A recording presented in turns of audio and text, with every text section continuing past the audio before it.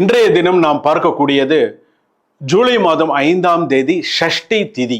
என்ன வழிபாடு, என்ன மாதிரியான சில விஷயங்கள் நம்ம செய்தால் நமக்கு சிறப்பு. உனக்கு ஒரு விஷயம் நடக்கலையா, குழந்தை இருக்குன்னு சொல்லிட்டாங்களா, உனக்கு ஜாதகத்தில் குழந்தை இருக்குன்னு சொல்லிட்டாங்களா, அதற்குண்டான விஷயத்த நீ பண்ண.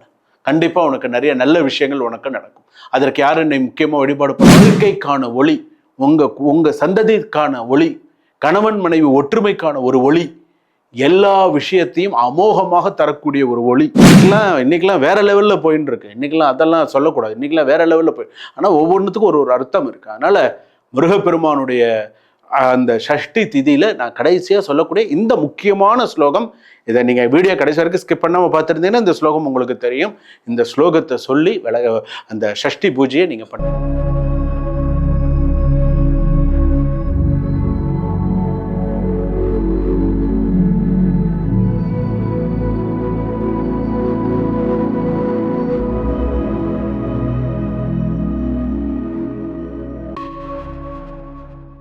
ஆன்மீக பரிகார நேயர்கள் அனைவருக்கும் அன்பான வணக்கங்கள். இன்னைக்கு நம்ம யாரை சந்திக்க வந்திருக்கோம், என்ன விஷயத்தை பற்றி தெரிஞ்சுக்க வந்திருக்கோம் அப்படின்னு பார்த்தீங்கன்னா, நிறைய நமக்கு ஆன்மீக தகவல்கள், பூஜை முறைகள், பரிகார பூஜை முறைகள் சொல்லக்கூடிய மக்கள் ஜோதிடர், நிறைய ஹோமங்கள் பண்ணக்கூடிய, அதாவது உங்களுக்கு இருக்கக்கூடிய பிரச்சனைகளுக்கான ஹோமங்கள்.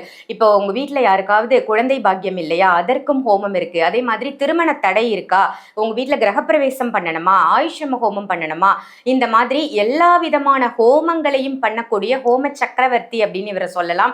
அந்த அளவுக்கு ஹோமத்தின் மூலமாகவே உங்களுக்கு இருக்கக்கூடிய பிரச்சனைகளை தீர்க்கும் வல்லமை படைத்த மக்கள் ஜோதிடர் ராஜ்குமார் சிவாச்சாரியார் ஐயா அவர்களை தான் சந்திக்க வந்திருக்கோம். வணக்கம் சார். வணக்கம். வணக்கம். நல்லா இருக்கீங்களா? நல்லா இருக்கேன்.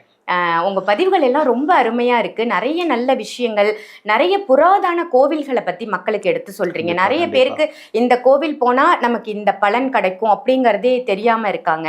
அந்த வகையில நீங்க சொல்லக்கூடிய அத்தனை பரிகாரங்களும் அவ்வளோ யூஸ்ஃபுல்லா இருக்குன்னு நம்ம சேனலுக்கும் சரி, பர்சனலா உங்களுக்கும் நிறைய கால்ஸ் எல்லாம் வந்துட்டு இருக்கு. கமெண்ட்ஸ்லயும் நல்ல நல்ல கமெண்ட்ஸ் போடுறாங்க. அதே மாதிரி ஒரு ஹோமத்தின் வாயிலாக மக்களுடைய பிரச்சனைகளை தீர்க்க முடியும் அப்படின்னு நீங்க சொல்லி நிறைய பேருக்கு உங்களுடைய இடத்துல ஹோமம் பண்ணி வச்சு நிறைய விஷயங்களை நீங்க தொடர்ந்து பண்ணிட்டு வரீங்க. ஜனனி ஜென்ம சௌக்கியானம் வர்தனி குல சம்பதம் பதவி பூர்வ புண்ணியானம் லிகதே ஜென்ம பத்திரிகா சிவதனய வரிஷ்டம் சர்வ கல்யாண மூர்த்திம் பரசு கமலஹஸ்தம் பூஷிதம் மோதகேன அருணகுசுமமாலா வியாழ லம்போதரந்தம் மமஹிருதே நிவாசம் ஸ்ரீ கணேசம் நமாமி. மகாகணபதி பிரார்த்தனை கொண்டு சோமம் ஆனந்த சம்பூதம் சோமார்க்க கிருதசேகரம் தட்சிணாபி அபிமுகம் வந்தே தட்சிணாமூர்த்தி மாஸ்ரயே. மாதா பிதா குரு துணை கொண்டு உலகெங்கும் வாழக்கூடிய ஆன்மீக பரிகாரம் நேயர்கள் அனைவருக்கும் வணக்கம். நான் உங்கள் மக்கள் ஜோதிடர் டாக்டர் வி ராஜ்குமார் சிவாச்சாரியார் பேசுகிறேன். எல்லாரும் எப்படி இருக்கீங்க? நலமா இருப்பீங்க நம்புறேன். இன்றைய தினம் நாம் பார்க்கக்கூடியது ஜூலை மாதம் 5ஆம் தேதி ஷஷ்டி திதி. என்ன வழிபாடு, என்ன மாதிரியான சில விஷயங்கள் நம்ம செய்தால் நமக்கு சிறப்பு. சட்டியில் இருந்தால்தான் அகப்பையில் வரும் அப்படின்னு சொல்லி ஒரு பழமொழி இருக்கு. அது என்ன அப்படின்னு கேட்டா, ஷஷ்டியில் விரதம் இருந்தால் கர்ப்பப்பையில் குழந்தை பிறக்கும். அந்த கர்ப்பவாசத்துல அந்த ஒரு குழந்தை உதிக்கும். அந்த கர்ப்பத்தில் அந்த குழந்தை பிறக்கும், அது உற்பத்தி ஆகும். அந்த குழந்தை பிறக்கிறதுக்கான நல்ல விஷயம் நடக்கும். அதுதான் ஆதி காலத்துல சொன்ன ஒரு விஷயம். முருகப்பெருமானுடைய அந்த ஷஷ்டி திதியில நான் கடைசியா சொல்லக்கூடிய இந்த முக்கியமான ஸ்லோகம், இதை நீங்க வீடியோ கடைசி வரைக்கும் ஸ்கிப் பண்ணாம பார்த்துருந்தீங்கன்னா இந்த ஸ்லோகம் உங்களுக்கு தெரியும். இந்த ஸ்லோகத்தை சொல்லி அந்த ஷஷ்டி பூஜையை நீங்க ஷஷ்டி யாருக்கு உகந்தது? அதாவது அழகே நிறைந்த சுப்பிரமணிய சுவாமிக்கு உகந்த ஒரு அழகென்ற சொல்லுக்கு முருகா அப்படின்னு சொல்லக்கூடிய இடத்துல இன்னைக்கு சுப்பிரமணிய சுவாமி வழிபாடு செய்யாத உலகமே கிடையாது. அந்த அளவுக்கு சுப்பிரமணிய சுவாமி மேல நான் இன்னைக்கு சொல்றேன், பைத்தியமா இருக்காங்க. முருகன் தான் எனக்கு எல்லாமே அப்படிங்கிற அளவுக்குலாம் இருக்காங்க. தன்னை வறுத்து சுவாமி நம்மளை ஒரு கண் பார்க்க மாட்டாரா அப்படிங்கிற அளவுக்கு இன்னைக்கு சுவாமி மேல அளவு கடந்த அன்போட, அளவு கடந்த பாசத்தோட அப்படியெல்லாம் இருந்து சுப்பிரமணிய சுவாமியை முன்னோர்கள்லாம் எப்படியெல்லாம் வழிபாடு பண்ணினாங்க. இன்னைக்கு முத்தை தரு பத்தி திருநகை எப்படி அவங்க பாடினாங்க நினைச்சு பாருங்க. அதெல்லாம் உண்மையே சொல்றேன். அந்த ஷஷ்டி திதி அப்படிங்கிறது அவ்வளோ விசேஷம். விஷயத்துக்கு வருவோம். 21 ஷஷ்டி விரதம் இருக்கணும் அப்படின்னு சொல்றான். கணவன் மனைவி, அதாவது 2 பேருமே சேர்ந்து இருக்கணும். அதுக்கு பேரு தான் விரதம். ஒரு குழந்தை இல்லைன்னா நீ வாட்டுக்கு விரதம் இருடி, நீ என்ன வேணாலும் பண்ணிடி, போடி வாடின்னு சொல்லிட்டு நீ வாட்டுக்கு வேலைக்கு போறதெல்லாம் இல்லை. உனக்கு உங்க 2 பேருக்கும் அந்த குழந்தை பாக்கியம் வேணும். கணவனும் மனைவியும் சேர்ந்து விரதம் இருக்கணும். உனக்கு அந்த ஜாதகத்துல உனக்கு ஜாதகம் நமக்கு நாம செய்யாததை நாள் செய்யும், நாள் செய்யாததை கோள் செய்யும் சொல்லுவோம். கோள்ன கிரகம். ஆனா உனக்கு ஒரு விஷயம் நடக்கலையா, குழந்தை இருக்குன்னு சொல்லிட்டாங்களா, உனக்கு ஜாதகத்துல குழந்தை இருக்குன்னு சொல்லிட்டாங்களா, அதற்குண்டான விஷயத்த நீ பண்ணு. கண்டிப்பா உனக்கு நிறைய நல்ல விஷயங்கள் உனக்கு நடக்கும். அதற்கு யாரு நீ முக்கியமா வழிபாடு பண்ணணும்? முருகப்பெருமானுடைய ஆசீர்வாதம் உனக்கு நிறைய இருக்கணும். 21 சஷ்டி கணவனும் மனைவியும் விரதம் இருக்கணும். அப்பொழுதுதான் அது இன்னும் சிறப்பு சிறப்பு சிறப்பு. கணவனும் மனைவியும் விரதம் இருந்து எத்தனை தீபம் ஏற்றினால் சிறப்பு? 6 தீபம் ஏற்றணும். நீ 3 தீபம் ஏற்றணும், அவ 3 தீபம் ஏற்றணும். 6 தீபம் ஏற்றி சுப்பிரமணிய நீ வெத்தலை தீபம் ஏற்று, இல்லைன்னா 6 முக தீபம் ஏற்று, நீ எப்படி வேணாலும் விளக்கேற்று. ஆனால் 6 முக தீபம் விரதம் இருந்து ஏற்ற வேண்டும். அன்றைய தினம் பூண்டு, வெங்காயம், பட்டை, சோம்பு இந்த மாதிரி வஸ்துக்களை எல்லாம் சாப்பிடக்கூடாது. நல்ல சுவாமியை முருகப்பெருமானை நல்லா பிரார்த்தனை பண்ணி விளக்கேற்று. கூடியமான வரைக்கும் வெளியில சாப்பிடாது, வீட்டில் சாப்பிடு.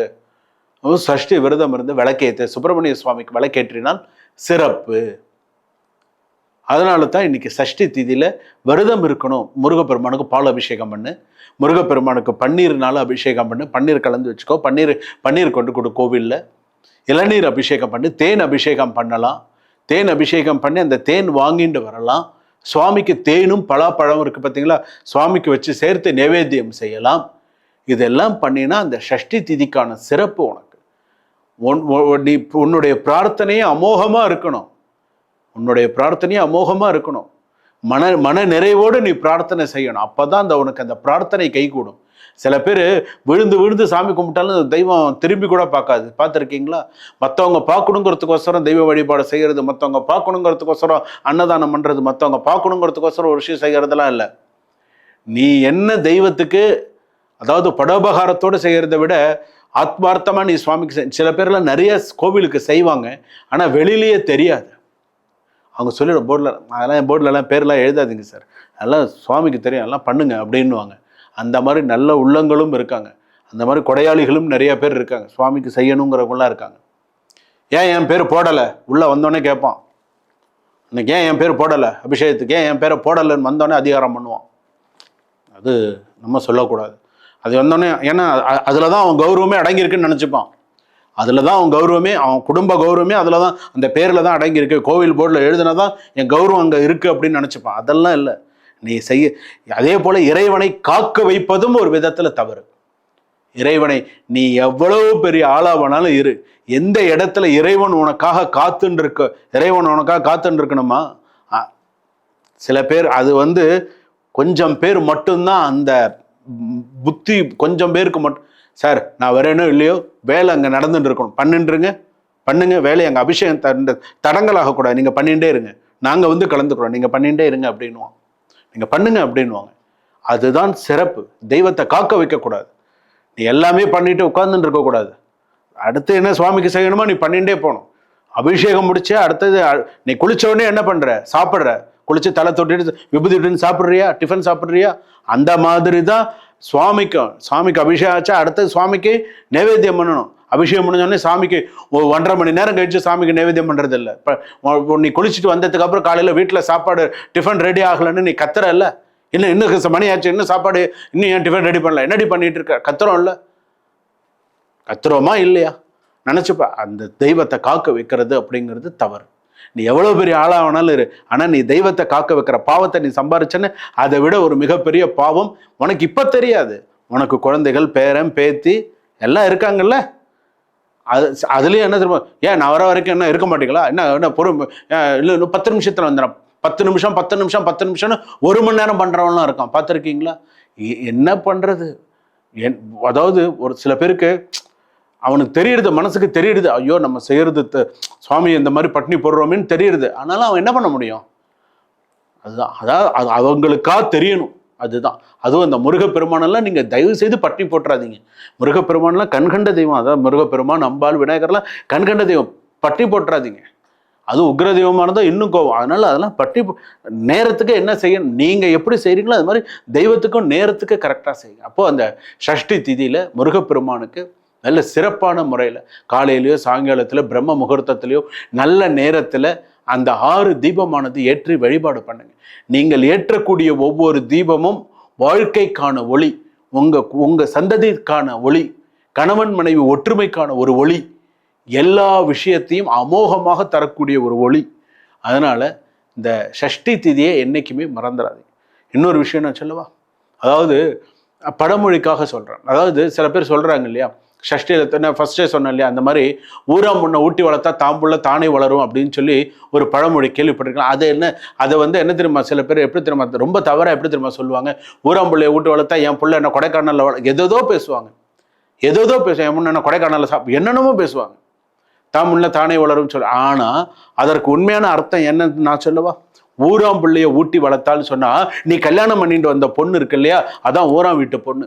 நீ இன்னொரு பொண்ணை ஊராம் வீட்டு பொண்ணை, அதாவது ஊராம் வீட்டை ஊட்டி வளர்த்தா அப்படின்னு சொன்னா, அவளுக்கு நேரத்துக்கு சாப்பாடு கொடுத்து, உன் மனைவிக்கு நீ நேரத்துக்கு சாப்பாடு கொடுத்து, உன் மனைவிக்கு தேவையானதெல்லாம் நீ செய்யும் பொழுது, ஊராம் பிள்ளைய ஊட்டி வளர்த்தா தாம்புள்ள அவ வயத்துல வளர்ற உன்னுடைய குழந்தை சிறப்பாக வளரும். அதுதான் ஊராம் பிள்ளையை ஊட்டி வளர்த்தா தான் குழந்தை தானே வளரும். உன் குழந்தை நோய் நொடி இல்லாமல் உன் குழந்தை அமோகமாக பிறந்த நீ அமோகமாக இருப்ப. இது அப்படியே மாற்றி இந்த கான்செப்டே சில பேர்லாம் மாற்றிட்டாங்க.